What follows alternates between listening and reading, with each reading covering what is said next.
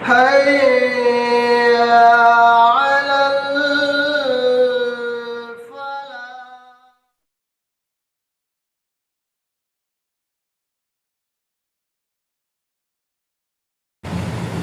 الحمد لله رب العالمين، الصلاة والسلام على سيد المرسلين وعلى آله وصحبه أجمعين، أما بعد. أعوذ بالله من الشيطان الرجيم، بسم الله الرحمن الرحيم. أولم يروا إلى الطير فوقهم صافات ويقبضن ما يمسكهن إلا الرحمن إنه بكل شيء بصير. أمن هذا الذي هو جند لكم ينصركم من دون الرحمن إن الكافرون إلا في غرور. أمن هذا الذي يرزقكم إن أمسك رزقا بل لجوا في عتو ونفور. أفمن يمشي مكبا على وجهه أهدى أمن يمشي سويا على صراط مستقيم. سورہ ملک کی آیتوں کی تلاوت ہو رہی تھی اور اس کی تفسیر بتایا جا رہا تھا. اللہ رب العالمین کی بہت ساری کبریائی اور بہت سارے کرامات ہیں. انہی میں سے ایک کارکردگی اللہ رب العالمین بتلا رہا ہے کہ اولم یروا الی الطیر فوقہم صافات ویقبضن. کیا تم اپنے اوپر پرندوں کو نہیں دیکھ رہے ہو جو اپنے پروں کو کبھی سمیٹتے ہیں تو کبھی اجاڑ دیتے ہیں. ما یمسکہن الا الرحمن. ان کو کون روکے ہوا ہے؟ وہ آسمان میں اڑتے ہیں، پرواز کرتے ہیں، کبھی اپنے پروں کو کھولتے ہیں اور کبھی اپنے پروں کو بکھیر دیتے ہیں. اور یہ آسمان کے اندر ان کی حفاظت کون کر رہا ہے؟ ما یمسکہن الا الرحمن. وہ ذات اللہ رب العالمین کی، رب رحمان کی ہے. انہ بکل شیء بصیر.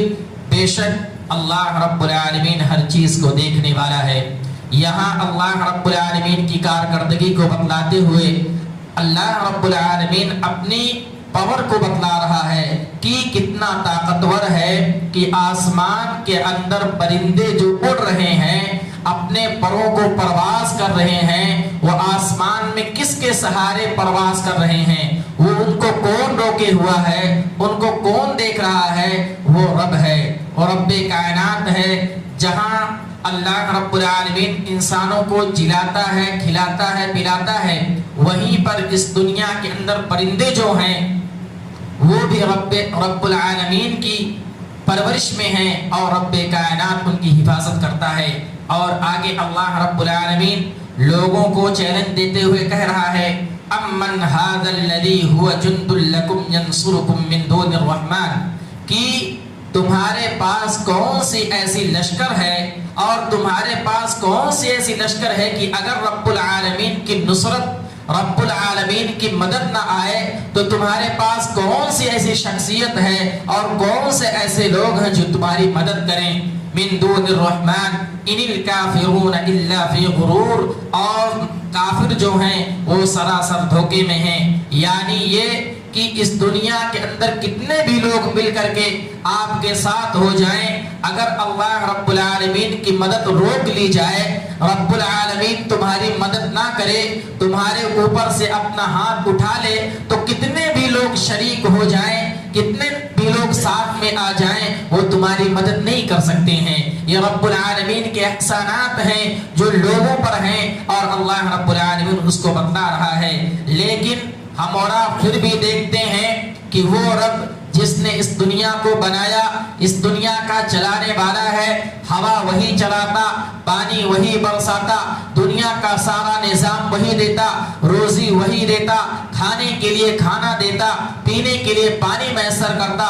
اس کے باوجود کچھ ایسے لوگ بھی آپ کو اس دنیا کے اندر ملیں گے کہ سارا کارنامہ اللہ رب العالمین کرے، اور جب عبادت کرنے کی باری آئے، جب سجدہ کرنے کی باری آئے، دعا کرنے کی باری آئے تو لوگ دوسروں کے در پر جاتے ہیں، دوسروں سے مدد مانگتے ہیں، دوسروں کے سامنے سجدے کرتے ہیں، دوسروں سے مرادیں مانگتے ہیں، دوسروں کے ساتھ جا کر کے بہت ساری چیزیں کرتے ہیں، جبکہ اللہ رب العالمین کہہ رہا ہے تم کتنے بھی لشکروں کے ساتھ آ جاؤ، تمہارے پاس کتنے ہی لوگ آ جائیں، اگر رب العالمین کی مدد روک لی جائے تو تمہاری مدد کوئی نہیں کر سکتا ہے۔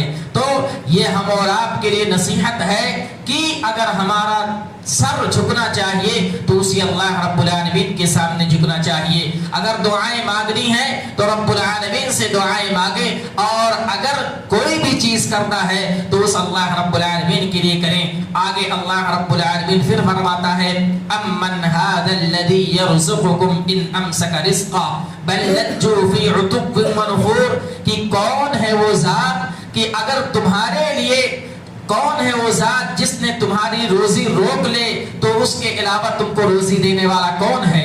یعنی اللہ رب العالمین پھر اپنی کارکردگی کو بتلا رہا ہے، اپنے احسانات کو بتلا رہا ہے کہ اگر وہ رب جو سب کو جلاتا کھلاتا خالق ہے، مالک ہے، اگر وہ روزی روک لے تو کیا تمہیں کوئی روزی دینے والا ہے؟ نہیں، بل لجوا فی عتب ونفور، بلکہ کافروں کے بارے میں ہے کہ وہ سرکشی پر اتر آتے ہیں اور بدکنے لگتے ہیں۔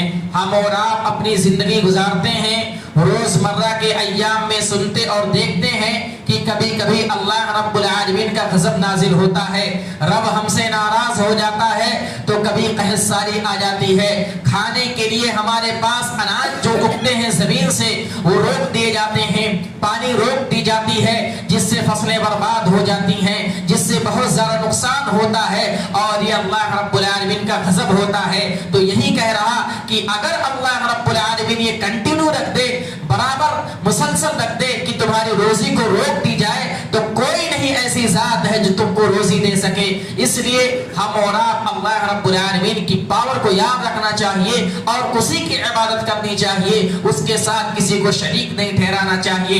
اگر کوئی آدمی ایسا کرتا ہے، اللہ کو چھوڑ کر کے، سیدھے راستے کو چھوڑ کر کے ایسا کرتا ہے، تو اس کی مثال قرآن کے اندر دی گئی ہے افمن یمشی مکبا علی وجہہ اہدی، کہ کیا وہ لوگ ہدایت پر ہیں جو اودھے منہ چلتے ہیں، یعنی سیدھا صرف دیکھ کر کے چلتے ہیں، نہ تو ان کو داہنی طرف دکھتا ہے نہ تو بائیں طرف دکھتا ہے، تو ایسے لوگ ایسے ہیں تو جو ٹکراتے رہتے ہیں، کبھی ادھر لڑتے کبھی ادھر بھیڑتے، کہیں اور کوئی نقصان پہنچتا، تو یہ ان لوگوں کی مثال ہے جو ہدایت یافتہ نہیں ہیں، جو اپنی منمانی زندگی گزارتے ہیں، جس طریقے سے چاہتے ہیں چلتے ہیں، عہدے وہ ان کی مثال دی گئی ہے جو ہدایت یافتہ نہیں ہیں، اللہ کو چھوڑ کر کے دوسروں کی عبادت کرتے ہیں، شرک میں مبتلا ہیں، ظلم و تشدد کرتے ہیں، فساد برپا کرتے ہیں، ان کی مثال ایسی دی گئی کہ وہ سیدھے راستے پر نہیں ہیں، وہ عہدے منہ چلتے ہیں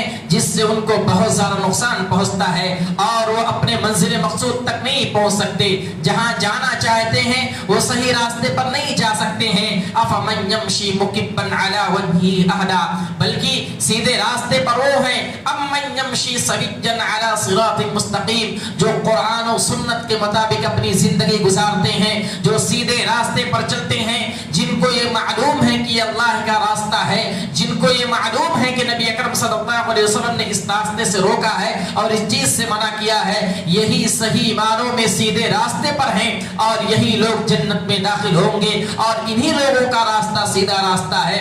اور ایک یہ اس آیت کا مفہوم یہ بیان کیا گیا ہے کہ جو لوگ اللہ کی فرما برداری نہیں کرتے ہیں، اللہ رب العالمین کے خلاف اپنی زندگی گزارتے ہیں، عہدے منہ چلتے ہیں، ان کو جہنم میں بھی عہدے منہ ڈھکیل دیا جائے گا اور جہنم میں چلے جائیں گے، اور جو سیدھے راستے سے چلتے ہیں وہ سیدھے راستے سے چل کر کے جنت میں داخل ہوں گے۔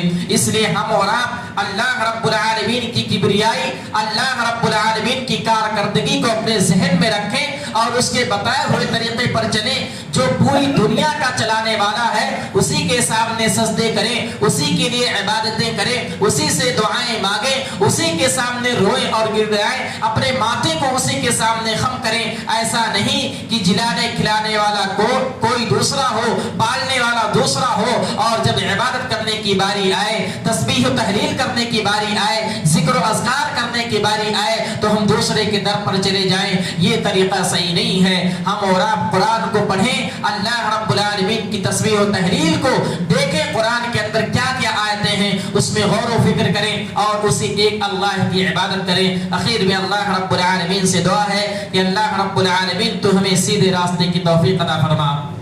اللہ رب العالمین ہمیں تیری عبادت میں کسی کو شریک ٹھہرانے سے بچا۔ رب العالمین رمضان المبارک کا مہینہ ہے، ہم اور آپ جو بھی عبادتیں کرتے ہیں اس کو قبول فرما، ہماری نمازوں کو قبول فرما، ہماری دعاؤں کو قبول فرما، ہمارے قرآن کی تلاوت کو قبول فرما، ہمارے روزوں کو قبول فرما۔ اے اللہ رب العالمین جو بھی ہم ٹوٹی پھوٹی عبادت کرتے ہیں، اپنی زبان سے جو بھی دعائیں کرتے ہیں، ذکر و اذکار کرتے ہیں، ان تمام عبادات کو، ان تمام دعاؤں کو قبول فرما۔ اللہ رب العالمین ہمیں کہنے سننے سے زیادہ عمل کرنے کی توفیق عطا فرما، آمین۔ وآخر دعوانا الحمد للہ رب العالمین۔ السلام علیکم ورحمۃ اللہ۔